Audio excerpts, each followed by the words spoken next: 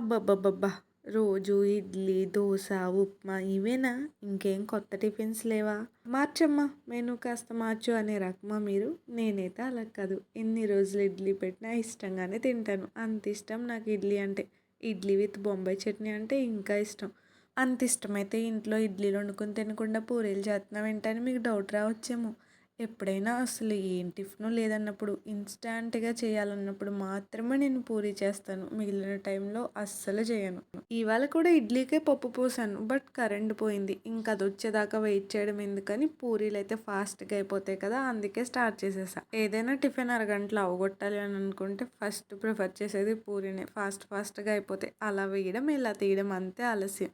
కాకపోతే చేయడానికి కాస్త టైం పడుతుందిలేండి. ఓయ్ అబద్ధం ఆడుతున్నావేంటి? ఫాస్ట్గా ఇది ఉప్మానా పూరీనా అంటారేమో.